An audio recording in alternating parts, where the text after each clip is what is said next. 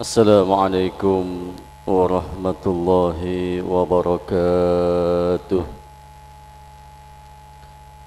Bismillahirrahmanirrahim. Alhamdulillahi rabbil alamin. Hamdan syakirin hamdan na'imin, hamdan yuwafi ni'amahu wa yukafi'u mazidah.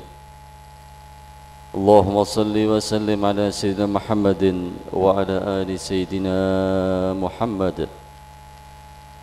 اللهم صل وسلم على سيدنا محمد الفاتح لما أغلق والخاتم لما سبق ناصر الحق بالحق والهادي إلى صراطك المستقيم وعلى آله حق قدر مقداره العظيم. اللهم صل وسلم على سيدنا محمد صاحب التاج والمعرج والبراك والعلم دافئ البلاء والوباء والمرض والألم جسمه طاهر مطهر معتر منور من اسمه مكتوب مرفوع موضوع على اللوح والقلم شمس الضحى بدر الدجى نور الهدى مصباح الظلام أبي القاسم سيدنا محمد صلى الله عليه وسلم نبي الحرمين محبوب عند رب المشرق والمغربين فيا أيها المشتاقون لنور جماله صلوا عليه وسلموا تسليما اللهم صل وسلم وبارك عليه وعلى آله. اللهم صل وسلم على سيدنا محمد قمر الوجود في هذا اليوم وفي كل يوم وفي يوم الموعود سرا وجل في الدنيا والأخرى وعلى آله وصحبه وسلم. أما بعد. Hadirin hadirat, para pecinta majlis ilmu, para pecinta majlis zikir, para pecinta majlis burda, para pecinta masjid, para pecinta sunnah-sunnah Nabi Muhammad sallallahu alaihi wasallam yang insyaAllah kesemuanya dimuliakan oleh Allah subhanahu wa ta'ala, dimuliakan di dunia, dimuliakan di barzah, dimuliakan di akhirat kelak. Amin Allahumma amin. Amin ya rabbal alamin. Alhamdulillah, panjatan, puja, puji, syukur senantiasa kita sampaikan kehadirat Allah subhanahu wa ta'ala atas segala nikmat yang telah Allah berikan kepada kita sekalian. Nikmat yang kita rasa, rezeki yang kita makan, kesehatan yang kita nikmati, pada hakikatnya semua adalah pemberian Allah subhanahu wa ta'ala yang wajib untuk kita syukuri. Apapun keadaan kita Pak, apapun keadaan kita Bu, kita wajib untuk selalu bersyukur kepada Allah subhanahu wa ta'ala. Alhamdulillah, ala kulli halin kita bersyukur kepada Allah. Kita terus memuji Allah subhanahu wa ta'ala apapun keadaan kita. Sakitkah kita, mendapatkan sebuah ujian atau musibah, kita tidak menghalangi kita untuk senantiasa memuji Allah subhanahu wa ta'ala. Alhamdulillah ala kulli halin, kita terus memuji Allah apapun keadaan kita, bagaimanapun kondisi kita. Salam selawat semoga senantiasa tercurah limpahkan kepada junjungan kita, manusia yang paling bagus akhlaknya, yang paling indah budi pekertinya, yang paling tampan wajahnya, yang paling manis senyumannya, yang paling manis tutur katanya, yang paling sayang kepada umatnya. Dialah Nabi kita, Nabi Muhammad sallallahu alaihi wasallam. Nabi yang cintai umat, Nabi yang kasihi umat, Nabi yang perjuangkan umat dari dunia hingga akhirat. Hadirin jamaah pengajian Ad-Duha Masjid Agung Baitur Rahman yang insyaAllah kesemuanya dimuliakan oleh Allah subhanahu wa ta'ala. Kita akan kembali untuk lebih memahami zikir burda yang kita baca. Tentunya ini untuk menambah kemantapan hati kita. Tentunya ini untuk menambah keyakinan hati kita, sehingga ketika kita membaca qasidah burda itu kita mendapatkan suatu sir, rahasia dari qasidah burda itu sendiri, dan akan muncul kekhusyuan, karena memang diharapkan ini adalah kekhusyuan daripada zikir yang kita baca, sehingga ketika kita mengenal isi apa maksud daripada isi yang zikir yang kita baca, insyaallah kekhusyuan akan muncul. Dengan kekhusyuan yang muncul dalam hati kita, maka kemudian sir atau rahasia hikmah yang ada dalam qasidah burda ini akan kita dapatkan, akan kita peroleh, akan kita rasakan manfaatnya. Hadirin yang dirahmati Allah Subhanahu wa taala, kita telah pernah membahas tentang fasal yang pertama tentang qasidah burda yang kita baca, ya. Di mana pasal yang pertama menerangkan tentang romantisme, kerinduan, cinta seorang Imam Busiri kepada Nabi Muhammad sallallahu alaihi wasallam, yang kita baca mulai bait amin tadakuri jiranin bidi salami sampai kemudian bait yang terakhir di fasal yang pertama. Kemudian fasal yang kedua, sebetulnya burda yang kita baca tadi itu Pak, yang ada dalam kitabnya itu sebetulnya adalah sebagian daripada qasidah burda yang asli. Jadi Masjid Agung Baitur Rahman ini hanya mengambil separuh dari qasidah burda yang berkaitan dengan pujian-pujian kepada Rasulullah SAW. Separuhnya. Setelah pasal yang pertama itu sebetulnya ada pasal yang kedua. Ada pasal yang kedua yang berkaitan dengan apa? Berkaitan dengan nasihat Imam Busiri kepada kita untuk senantiasa menjauhi hawa nafsu. Di awal baitnya dikatakan dalam pasal yang kedua itu, fa inna amarti bisu'i matta'adat min janabin al-syabi wal harami, sampai kemudian sekitar ada 15 pasal, sampai yang terakhir adalah wala tazawwatu qabla al-mauti nafilatan walam usli siwa fardin walam asumi. Ini tidak ada dalam kitab burda yang kita baca, dan tidak ada. Pasal yang kedua itu berkaitan dengan menerangkan tentang nasihat untuk senantiasa kita menghindari hawa nafsu. Di akhir pasal yang kedua yang menerangkan tentang hawa nafsu itu, Imam Busiri mengatakan amaltukal khaira lakin ma'tamaltu bihi wa mastaqamtu fama qala kastaqimi. Aku bermohon ampun kepada Allah, sebab apa? Aku merintahkan kebaikan tapi aku sendiri tidak melaksanakannya. Ini bentuk tawaduknya Imam Busiri. Aku perintahkan orang untuk menjauhi hawa nafsu, mengendalikan hawa nafsu, tapi aku sendiri tidak melaksanakannya. Wa mastaqamtu laka qaula kastaqimi, dan aku juga tidak bisa istiqamah dengan apa yang aku ucapkan. Bentuk tawaduknya Imam Busiri. Kemudian beliau mengatakan pada bait yang paling akhir di pasal yang kedua, wala tazawwatu qabla al-mauti nafilatan walam usalli siwa fardin walam asumi, dan aku tidak mempunyai bekal, tidak mempersiapkan bekal aku untuk menyambut kematian.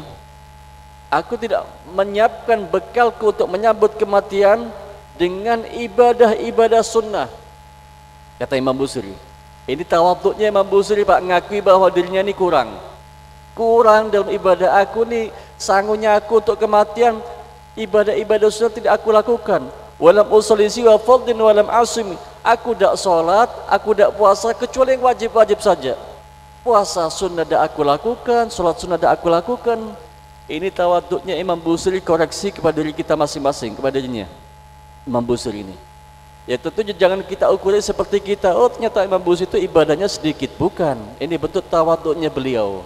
Ya, bentuk tawaduknya beliau. Pada hakikatnya beliau adalah seorang ulama yang ahli ibadah, tapi inilah pengakuan beliau, dan ini juga nasihat kepada kita. Pada hakikatnya kematian yang akan datang menjemput kita tuh, sanggup kita kalau cuman hanya ibadah-ibadah yang wajib saja itu kurang. Penuhi, tambah sanggup kita dengan ibadah-ibadah sunnah. Itulah akhir daripada pasal yang kedua yang kaitan dengan mengendalikan hawa nafsu. Kita sekarang masuk kepada pasal yang ketiga yang ada dalam kitab burda itu, ya, tentang apa? fi madhin Nabi sallallahu alaihi wasallam. Pasal yang ketiga ini Ghawsiddin menerangkan tentang pujian-pujian kepada Nabi Muhammad sallallahu alaihi wasallam. Syair yang pertama atau bait yang pertama beliau mengatakan, "Dhalamtu sunnata man ahya dhalama ila an ishtakat qadamahu durwa min warami." Ini yang beliau katakan apa? Imam Busiri masih dalam hal tawadhu. Beliau mengatakan, "Dhalamtu sunnata." Dhalamtu, aku telah mendolimi. Aku telah berbuat dolim kepada siapa? Kepada sunnah. Mengakui Imam Busiri bahwa dirinya telah melaksanakan sebuah kedoliman. Aku telah mendolimi sunnata. Sunnah, apa maksudnya dolim? Dolim di sini adalah wad'u syai' li ghairi mahallihi. Dolim itu adalah meletakkan sesuatu bukan pada tempatnya. Lawan katanya adil. Ini dolim maknanya. Imam Busiri mengatakan bahwa dia telah berbuat dolim. Aku telah mendolimi. Aku telah meletakkan sesuatu bukan pada tempatnya. Atau makna yang lain, dolim itu maknanya adalah an-naqsu, kurang. Kurang. Dolim terhadap apa? Dolim terhadap sunnah, yaitu ajaran-ajaran, thariqah-thariqah, jalan-jalan. Sunnahnya siapa? Sunnahnya man ahyad dhalama ila anishtakat qadamu durwa min warami, yaitu sunnahnya orang yang senantiasa menghidupkan waktu malam. Sampai ketika dia menghidupkan waktu malam sampai kakinya bengkak. Siapa? Siapa orang yang menghidupkan waktu malam dengan ibadah sampai kakinya bengkak? Yaitu Nabi Muhammad sallallahu alaihi wasallam. Jadi Imam Busiri ingin mengatakan bahwasanya aku ini dolim, aku ini kurang melaksanakan sunnah-sunnahnya Nabi Muhammad. Kemudian Imam Busiri meletakkan apa? Menyebut tentang sifat Nabi Muhammad, yang Nabi Muhammad itu menghidupkan malamnya untuk ibadah kepada Allah Subhanahu wa taala sampai kakinya bengkak. Anishtakat qadamahu durwa min warami, sampai mengadu sebab kakinya bengkak. Itulah keadaan Nabi Muhammad. Coba, Nabi yang maksum masih ibadah siang dan malam sampai kakinya bengkak. Sehingga pada suatu hari dikatakan dalam sebuah hadis yang diriwayatkan oleh istri beliau Siti Aisyah, wa an Aisyah radhiyallahu anha anna Nabiya sallallahu alaihi wasallam, dari Siti Aisyah radhiyallahu anha semoga Allah meridhoinya, anna Nabiya sallallahu alaihi wasallam, bahwa Nabi sallallahu alaihi wasallam kana yakumu minal laili hatta yatafattara qadamahu. Faqalat Aisyah, setiap malam Nabi Muhammad ibadah kepada Allah, salat kepada Allah Subhanahu wa taala, ya. Hatta yatafattara qadamahu, sampai kakinya bengkak. Saking banyaknya salat, saking lamanya salat, ya. Sehingga ditegur sama Siti Aisyah. Siti Aisyah mengatakan, faqalat Aisyah, lima tasna'u hadha ya Rasulullah? Faqad ghafarallahu laka ma taqaddama min dhanbika wa ta'akhkhar. Kenapa engkau berbuat seperti ini ya Rasulullah? Padahal Allah Subhanahu wa ta'ala telah menghapus, telah mengampuni dosamu yang telah lalu dan yang akan datang. Bahkan Allah telah menjaga Nabi Muhammad dari perbuatan dosa. Tapi kenapa kau masih sholat malam Nabi Muhammad ini? Padahal Nabi Muhammad tidak punya dosa, tapi tiap malam sholatnya sangat banyak, sangat lama. Apa jawaban Nabi Muhammad sallallahu alaihi wasallam? Qala afala uhibbu an akuna abdan syakura. Wahai Aisyah, apakah tidak pantas aku menjadi hamba Allah yang bersyukur kepada Allah Subhanahu wa taala? Nabi Muhammad tidak punya dosa, maksum, terjaga. Tapi sholat malamnya sampai kakinya bengkak, Pak. Bisa kita bayangkan berapa lamanya coba. Kita paling geringgingan kaki. Ya, ini bengkak kakinya. Saking lamanya sholat malamnya, ya. Apa kata Rasulullah? Kenapa Nabi Muhammad ibadah siang malam, malamnya ibadah bermunajat kepada Allah, sebagai bentuk syukur Nabi Muhammad kepada Allah Subhanahu wa taala. Yang kedua, untuk kita mikirkan kita umatnya, bermunajat kepada Allah untuk keselamatan kita umatnya. Dalam sebuah hadis dikatakan bahwa Nabi Muhammad itu salat malamnya, Pak, tidak lebih dari 12 rakaat. Tidak lebih dari 12 rakaat. Kok sedikit, Bib? Kok kakinya sampai bengkak, Bib? Satu rakaatnya satu rakaatnya, ada sahabat yang ngikuti. Ada sahabat pernah ngikuti jadi makmum. Nabi Muhammad sholat tahajud, sholat malam, ngikuti jadi makmum. Kebetulan sahabat ini ponaan istrinya, istri Rasulullah. Ngikuti Nabi Muhammad sholat malam. Setelah Fatihah yang dibaca surat Al-Baqarah. Surat Al-Baqarah yang dibaca, 1 juz lebih. Kemeng sudah kakinya sahabat ini. Oh, ini pasti selesai surat Al-Baqarah, ruku. Selesai surat Al-Baqarah, lanjut surat Ali Imran. Selesai surat Ali Imran pasti ruku. Selesai surat Ali Imran, lanjut surat An-Nisa. Sampai kata sahabat ini, sampai terbesit dalam hatiku, aku ingin membatalkan. Sudah dah, tidak jadi makmuman sama Nabi Muhammad dah. Capek, asu.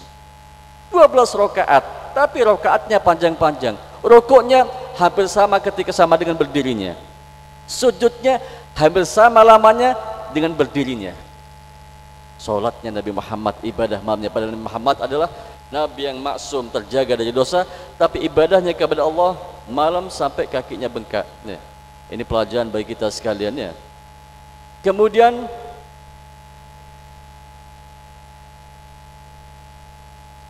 bait yang kedua,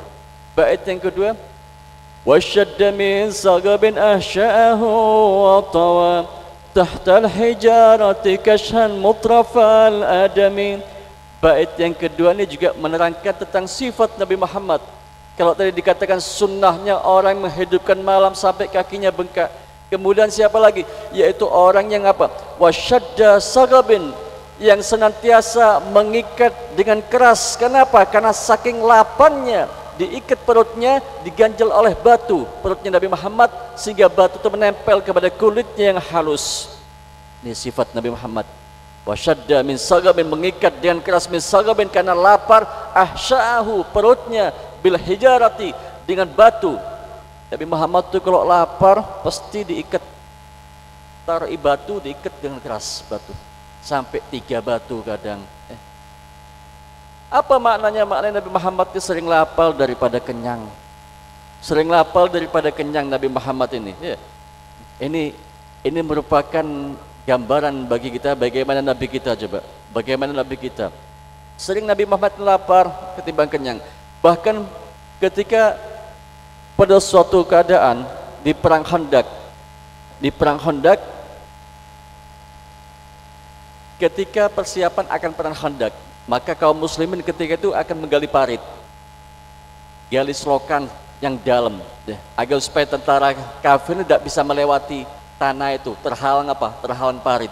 Makanya dinamakan Khandaq. Khandaq itu maknanya parit. Gali parit semua sahabat sama Nabi Muhammad, semua gali parit, ribuan sahabat gali parit. Sampai kemudian ketika Nabi Muhammad gali parit ini, mengikut gali parit ya, ada seorang sahabat Jabir melihat di perut Nabi Muhammad ada 3 batu. Ada 3 batu. Tahu sahabat ini berarti Nabi Muhammad belum makan selama 3 hari. Kesian sahabat Jabir ini, kesian. Pulang ke rumahnya, tanya kepada istrinya, wahai istriku, apakah ada di rumah ini sesuatu untuk dimasak, untuk aku berikan kepada Rasulullah? Wahai suamiku, tidak ada apa-apa kecuali hanya sedikit tepung sama sedikit daging kambing. Oh ya sudah, dimasak saja. Tepungnya dimasak roti, daging kambingnya dimasak juga. Oh ya sudah, sudah. Cuman sedikit aja, cuman cukup mungkin untuk 3-4 orang. Berangkat sahabat Jabir ini menyampaikan kepada Rasulullah, ya Rasulullah, di rumah ada sedikit makanan hanya untuk engkau dan untuk 2 atau 3 sahabat. Disampaikan sama Nabi Muhammad, langsung diumumkan kepada sahabat-sahabat yang lain. Wahai para sahabat, setelah ini kita semua diundang makan oleh sahabat Jabir. Kaget sahabat Jabir, loh, ini makanan cuma cukup untuk 3-4 orang, kok diumumkan sama Nabi Muhammad kepada para sahabat semuanya? Bingung sahabat Jabir nih, pulang ke rumahnya. Sebelum pulang disampaikan oleh Rasulullah kepada sahabat Jabir, wahai sahabat Jabir, tolong sampaikan kepada istrimu, jangan dibuka panci ketika untuk masak roti sama panci untuk masak daging itu jangan dibuka, biar saya nanti yang buka. Pulang sahabat Jabir dengan perasaan cemas, takut loh. Jatahnya untuk 3-4 orang. Nabi Muhammad manggil semua sahabat ratusan orang lebih. Bingung sahabat Jabir, celaka wahai istriku. Kenapa? Sama Nabi Muhammad diumumkan, katanya semuanya diundang oleh saya untuk makan di rumah kita nih. Kata istrinya, kalau sudah Nabi Muhammad yang mengatakan seperti itu, jangan khawatir sudah. Pesan Nabi Muhammad jangan dibuka dulu nih pancinya, biar Nabi Muhammad.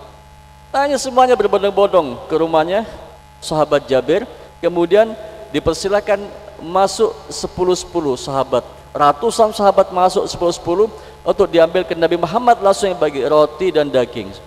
Ratusan sahabat, bahkan dikatakan ribuan sahabat cukup makan, bahkan lebih. Terakhir yang makan adalah sahabat Jabir dan istrinya. Dan aku melihat, kata sahabat Jabir, aku melihat dalam panci itu ya tetap segitu sudah, tetap tidak berkurang dari awal aku masak, istriku masak, ya segitu. Ini mukjizat Nabi Muhammad sallallahu alaihi wasallam. Lapar Nabi Muhammad itu senantiasa lapar, tidak pernah kenyang. Bahkan Nabi Muhammad itu pernah ketika jalan nemu kurma jatuh.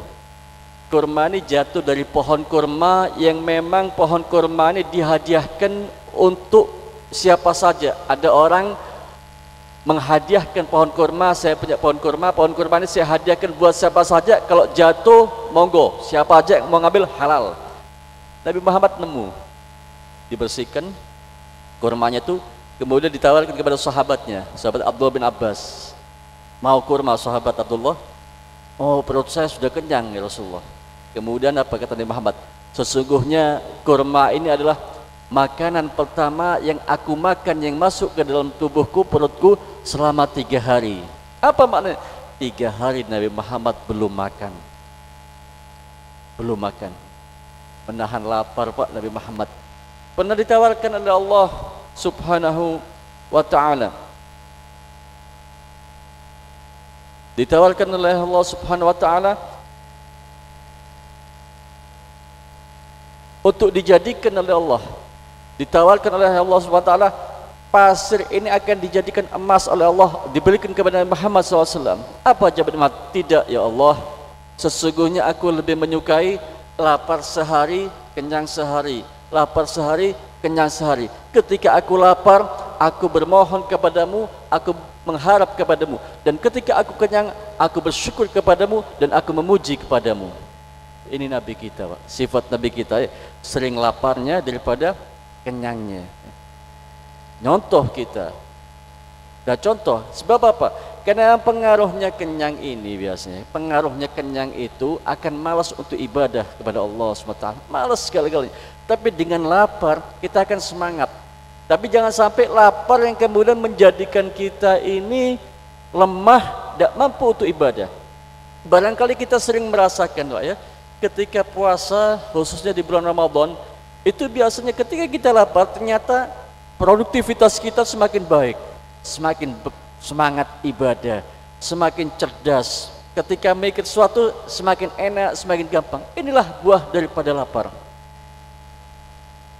Ini cerminan baik kita. Sebaliknya ketika kenyang itu, kenyang akan menyebabkan banyak penyakit, akan malas ibadah. Ini sebagai cerminan bagi kita, kita mencontoh melalui Nabi kita Nabi Muhammad yang sering lapar daripada kenyangnya.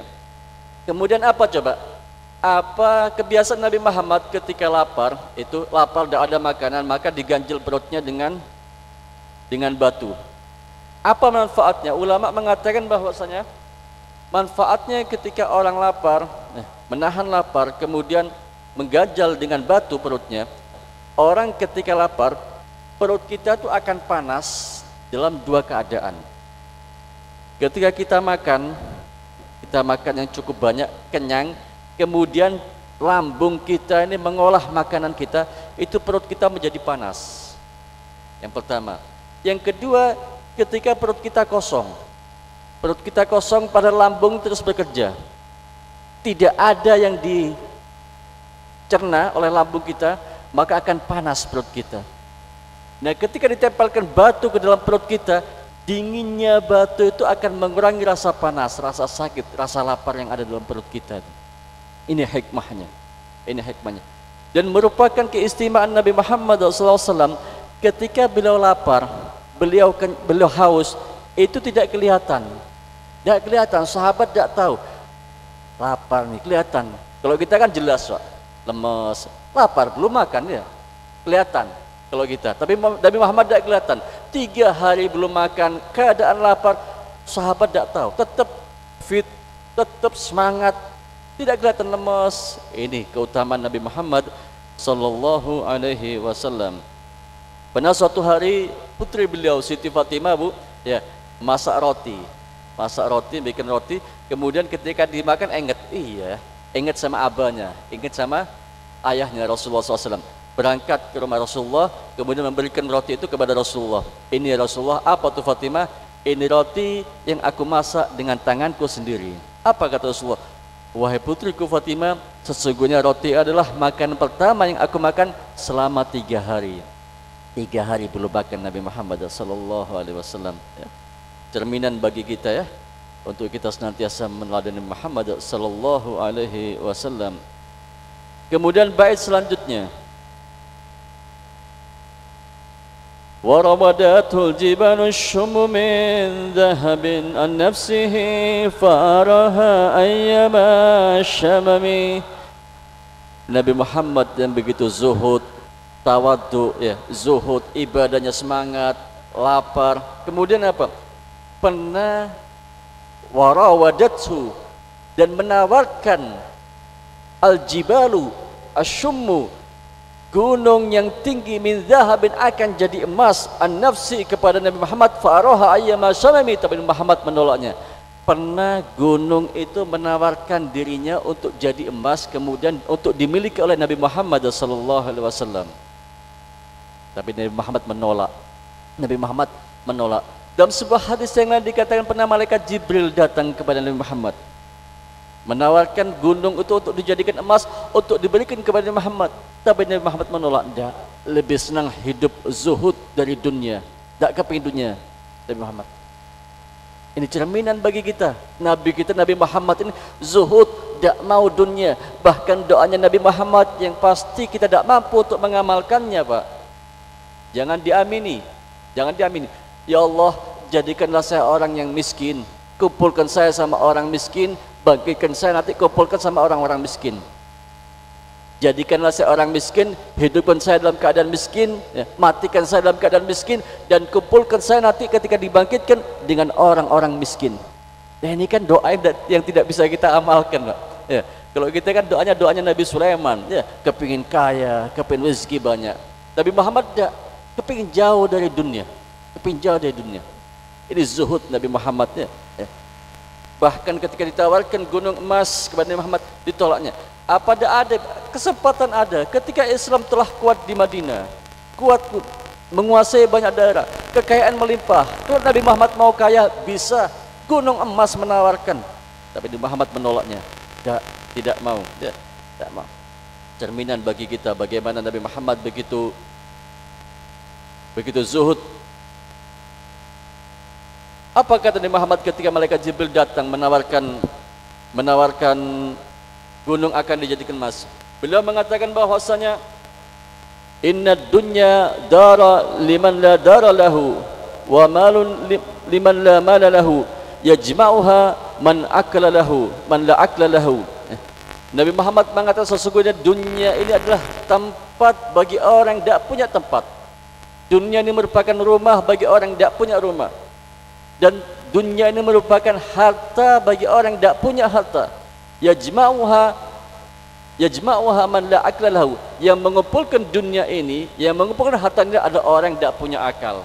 Kenapa? Dunia ini akan kita tinggalkan. Dunia ini akan kita tinggalkan. Kenapa kita sibuk-sibuk ngumpul ke dunia padahal pasti kita tinggalkan kok ini dunia ini. Dan orang yang hubbud dunya, orang yang hubbud dunya, cinta dunia, ra'su kullu khati'atin. Cinta dunia ini adalah pangkal segala kejahatan, pangkal segala kesalahan. Cinta dunia, hubbud dunia itu yaitu lawan kata daripada zuhud, itu pangkal daripada segala kesalahan. Kita melihat barangkali berapa banyak orang melaksanakan dosa, melakukan kesalahan. Kenapa? Karena hubbud dunia. nyolong, korupsi, bunuh orang, nipu sana sini, fitnah sana sini. Kenapa? Urusan dunia, urusan dunia. Hati-hati, maka jangan sampai hubbud dunia. Nabi Muhammad zuhud, Nabi kita zuhud, maka kita harus zuhud juga, meneladani Nabi Muhammad sallallahu alaihi wasallam. Kemudian yang keempat, syair yang keempat, wa'akkadat zuhdahu fiha daruratuhu inna ad-darurata la ta'du 'ala al-'isami. Bila mengatakan wa'akkadat zuhdahu fiha daruratuhu, keadaan Nabi Muhammad, keadaan Nabi Muhammad yang sangat tidak mau dunia, kemudian perutnya sering lapar, ibadahnya semangat sampai kakinya bengkak tersebut, itu menjelaskan, menguatkan tentang bagaimana zuhudnya Nabi Muhammad sallallahu alaihi wasallam terhadap dunia. Bahkan ditawarkan dunia, tawarkan gunung emas, tidak mau. Kan beda sama kita, Pak. Kalau kita ditawari pasti iya. Jangankan gunung emas, tawari uang 10 juta, 1 juta, monggo silakan, mau kita terima. Oh, ini rezeki dari Allah. Tapi Nabi Muhammad tidak. Ini menunjukkan zuhudnya Nabi Muhammad sallallahu alaihi wasallam. Padahal sesungguhnya hal itu tidak merusak kesuciannya. Inna ad-darurata la ta'du 'alal ismi. Dan sesungguhnya keadaan Nabi Muhammad tersebut yang kemudian menjadi Nabi Muhammad itu miskin, perutnya sering lapar, itu tidak merusak kesucian Nabi Muhammad, tidak menjadikan Nabi Muhammad itu tidak terjaga berbuat dosa. Beda dengan kita. Kita ini ketika dalam keadaan darurat, dalam keadaan miskin, dalam keadaan lapar, banyak di antara kita yang tergoda. Hingga dikatakan kadal fakru an yakuna kufron. Kadang orang yang fakir itu dekat dengan kekafiran. Kenapa kok bisa? Orang yang melarat, miskin, didatangi oleh orang. Ini Indomie sak bungkus, minyak goreng, beras, uang, tapi keluar dari Islam. Mau? Banyak yang tergoda seperti itu. Daruratnya mereka, keadaan mereka yang lapar, yang miskin, menjadikan mereka kemudian jauh daripada agama, meninggalkan agama. Tapi Nabi Muhammad tidak, sama sekali tidak. Laparnya beliau, tidak punya makanan beliau, bahkan sampai keadaan beliau yang sangat memprihatinkan, tidak menjadikan beliau itu hilang kesuciannya, tetap maksum, tetap terjaga Nabi Muhammad SAW. Cerminan bagi kita bagaimana harus kita sabar dalam keadaan apapun, sabar tetap ibadah kepada Allah Subhanahu wa ta'ala. Ini cerminan bagi kita wahai hadirin sekalian. Apa hikmah yang dapat kita ambil dari 4 bait ini? Yang pertama adalah hendaklah kita senantiasa mengandalkan cinta sama Nabi Muhammad. Imam Busiri mengatakan bahwasanya dirinya kurang melaksanakan sunnah-sunnah Nabi Muhammad. Apa maknanya? Tidak mengandalkan amalnya. Amal iya, ayo kita tingkatkan, tapi jangan kita andalkan. Apa yang diandalkan Imam Busiri? Mahabbah kepada Nabi Muhammad yang diandalkan. Imam Busiri mengatakan bahwasanya amal saya sedikit, saya sunnah-sunnah belum saya laksanakan, saya masih kurang melaksanakan sunnah. Pujian-pujian kepada Nabi Muhammad inilah, cinta kepada Nabi Muhammad inilah yang saya andalkan. Yang pertama, amal ibadah kita tingkatkan, Pak, mencontoh Nabi Muhammad, tapi tidak bisa kita andalkan. Mahabbah kita kepada Nabi Muhammad inilah yang kita andalkan. Yang pertama. Yang kedua apa? Ikuti sunnah-sunnah Nabi Muhammad, khususnya apa? Sholat tahajud, bangun di waktu malam untuk sholat, untuk ibadah kepada Allah Subhanahu wa ta'ala. Kemudian selanjutnya apa? Sabar. Dalam keadaan apapun, lapar, Allah uji kita dengan apa? Yang sabar. Yang sabar terhadap ujian Allah Subhanahu wa ta'ala, tetap ibadah kepada Allah Subhanahu wa ta'ala. Kemudian selanjutnya apa? Zuhud. Yang zuhud kepada dunia, jangan hubbud dunia, jangan cinta dunia. Hubbud dunia ra'su kullu khati'atin. Cinta dunia ini adalah pangkal semua kesalahan. Hubbud dunia pangkal semua kesalahan. Akan celaka orang ketika hubbud dunia. Sebaliknya, orang zuhud kepada dunia akan tenang hidupnya, merasakan bahagia dunia, barzah wal akhirat. Yang terakhir sebagai penutup, Pak, khasiat keutamaan 4 bait burda tadi itu, yaitu mulai dhalam tu sunnatan min ahli dhalama ila sampai dengan wa akadat zuhdahu fiha daruratu. Apa khasiatnya? Dikatakan oleh ulama, khasiat daripada 4 bait burda ini dikatakan bahwasanya man thaqala ala qiyamil lail, Wa ghalabahu an-naum. Barang siapa yang sulit, berat untuk bangun malam. Ini barangkali kelas-kelas kita nih, Pak. Sulit untuk bangun malam, mau bangun malam untuk tahajud ibadah berat rasanya. Ghalabahu an-naum. Kalah sama tidurnya, sudah melek beb, saya sudah melek, sudah bangun, sudah ngelihat melek. Oh iya jam 2, mau ibadah dah, mau tahajud. Kok masih lebih ceket ke bantal kepala saya, hanya kesirip lagi bablas beb, capek subuhnya lewat. Banyak di antara kita berat untuk bangun malam, padahal keutamaan bangun malam ini keutamaannya sangat besar sekali. Ingin ada keinginan barangkali dari kita, ingin bangun malam, ingin istiqomah. Kenikmatan bangun malam tahajud ini, Bang. Ada seorang ulama mengatakan bahwasanya selama 40 tahun yang paling aku benci adalah datangnya waktu subuh. Selama 40 tahun yang paling aku benci datangnya waktu subuh. Apa sebabnya? Sebab dia menikmati waktu tahajud. Waktu qiyamul lail sangat nikmat sekali. Asik, nikmat sekali. Jadi ketika datang waktu subuh, aduh datang dah subuh, sudah harus sholat subuh, hilang dah waktu malam. Bahkan dikatakan seandainya penduduk surga itu merasakan kenikmatan yang aku rasakan ketika bangun malam, maka sudah cukup bagiku tahajud ini sudah. Membandingkan dengan kenikmatan surga, kenikmatan tahajud itu. Kita berusaha ya untuk senantiasa istiqomah tahajud, dan insya Allah istiqomah kita akan merasakan nanti nikmatnya tahajud.